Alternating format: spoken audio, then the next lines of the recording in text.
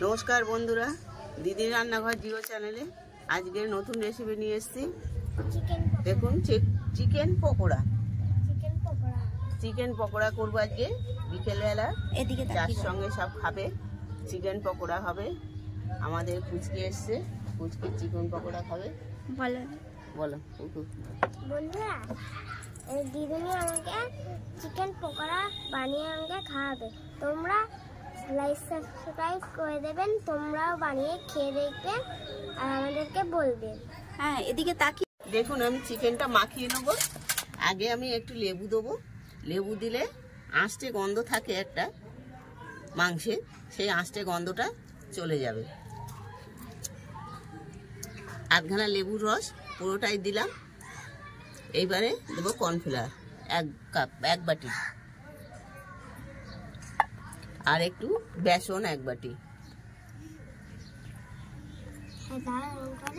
সবগুলো দিয়ে কাঁচা লঙ্কার কুচি দুটো তিনটে আর এখানে মশলা সব মশলা গুঁড়ো দেবো 1 চামচ জিরের গুঁড়ো হ্যাঁ জিরে গুঁড়ো লঙ্কার গুঁড়োটা এটা লঙ্কার গুঁড়ো এটা হলুদ হলুদের পরিমাণ মতো হলুদ দেবেন আর এটা লবণ দেবো 1 চামচ স্বাদ মতো লবণ দেবো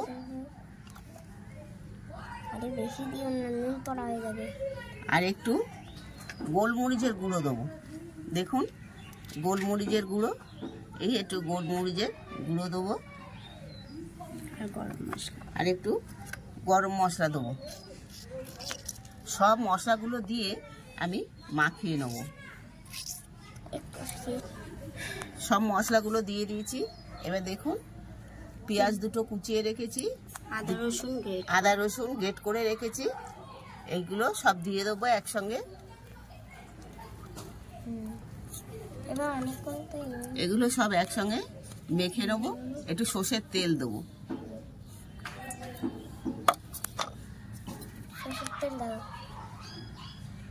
এক পলা সর্ষের তেল দেবো আর এগুলো ধনে পাতার কুচি আছে দেখুন ধনে পাতার কুচি এগুলো দিয়ে দেবো দেখুন এটা মেখে নেবো এগুলো ভালো করে মেখে আধ ঘন্টা রেখে দেবো মেখে আধ ঘন্টা রেখে দিলে ভালো মাংসগুলো নরম হবে দেখুন একটা ডিম দেবো এর সঙ্গে ডিমটা দিলে ফুলবে ভালো ডিমটা দিয়ে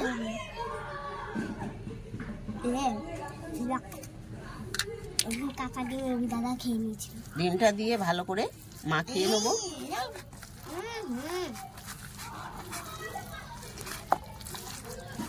একটু গন্ধটা ভালো লাগছে মাখা হয়ে গেছে এটা আধ ঘন্টা আমি রেখে দেবো মেখে তাহলে ভালো নরম হবে মাংসটা এখন ঢাকনা দিয়ে রেখে দিলাম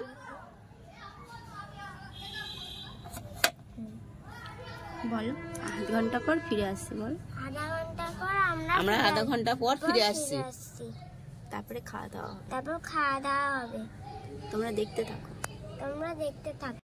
গ্যাসটা ধরিয়ে নিচ্ছি কড়াটা গরম হয়ে গেলে তেল দেবো সাদা তেলে ভাজবো গরম হয়ে গেছে সাদা তেল দিয়ে দিচ্ছি আর এটা বেশি করে দিতে হবে তেলটা ডুবো তেলে ভাজতে হবে তেল গরম হয়ে গেছে আমি এবার ছোট ছোট করে পকোড়াগুলো ভেজে নেবো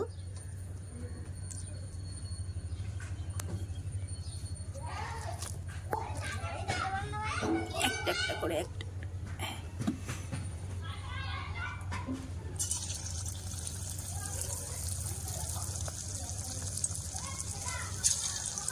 কড়াইটা যেন জোরে না দেওয়া হয় কড়াটা আঁচটা আস্তে রেখে দেবেন জোরে দেবেন না জোরে দিলে পুড়ে যাবে ভালো ভাজা হবে না ভেতরটা কাঁচা থেকে যাবে আস্তে আস্তে জালটা দিতে হবে, দিয়ে ভাজতে হবে। বলো, হেবি সুন্দর হচ্ছে। খুব সুন্দর হচ্ছে বন্ধুরা। আর আপনারা চলে আসো। আপনারা চলে আসুন। এই যে দেখছেন তো, তাহলে বিকেলবেলা পকোড়া ভাজা আর চা। বিকেলবেলা পকোড়া ভাজা আর চা পরোটা হচ্ছে। চা পরোটা। পরোটা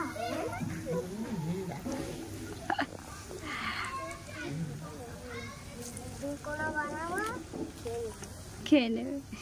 একবার খাবো, তার তেল দেবো। কত আস্তে আঁচটা দিয়ে রেখেছি, যে ভালো করে ভাজা হবে জিনিসটা, মাংসটা ভালো ভাজা হবে, ভিতরে কাঁচা থাকবে না, একদম আস্তে আঁচে ভাজা হচ্ছে।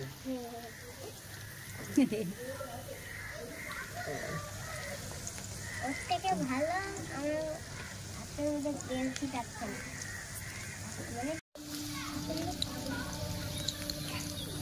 বন্ধুরা দেখেন এখানে কত সুন্দর ভাজা হয়ে গেছে। তোমরা এরকম করে খেয়ে দেখবেন আর লাইক সাবস্ক্রাইব করে দেবেন। যদি ভালো লাগে এদিকে তাকিয়ে আমাদেরকে জানাবেন। ভাজা হয়ে গেছে, এটা দেরি হয় একটু ভাজতে, অল্প আঁচে ভাজতে হয়।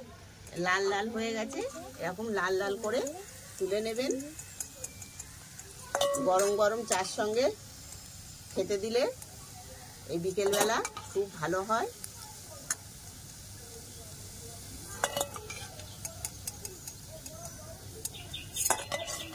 দেখুন গরম গরম ভাজা হয়ে গেছে।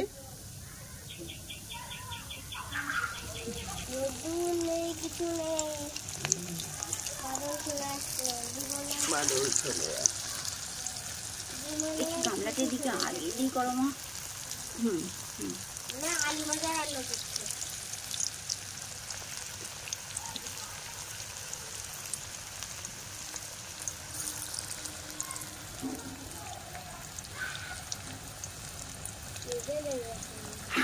দাঁড়া, ভাজা হয়ে গেছে, দিচ্ছি, দাঁড়া। কি হয়েছে? ওর খিদে লেগে গেছে, পকোড়ার গন্ধে। পকোড়ার গন্ধে ওর খিদে লেগে গেছে। বসো ওখানে, বসো। বসো, দিচ্ছি। বন্ধুরা দেখো আমরা রান্না করছি, কাকগুলো চলে যাচ্ছে, মানে এসে খেতে আসছে, দেখছো? বল এবার বল। বন্ধুরা দেখছো তো আমরা রান্না করছি কেন বসে বসে?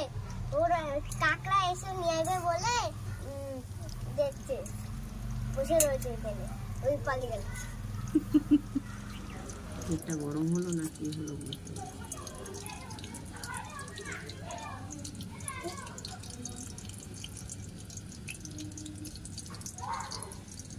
কাঁচের গ্লাস পড়ে যাবে বাবাই পুকুরে।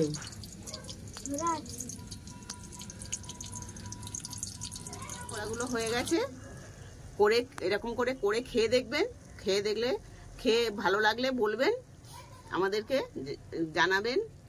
আমরা নতুন রেসিপি নিয়ে আবার কালকে আসবো। আমাদের পুকু এবার খাবে। খাও, ঠান্ডা দেখে নাও। খাও। ভালো হয়েছে? বলো একটু, ভালো হয়েছে বন্ধুরা? এগুলো ভালো হয়, বলো। আপনারা করে খেয়ে দেখবেন, এরকম করে খেয়ে দেখবেন আর লাইক সাবস্ক্রাইব করে দেবেন।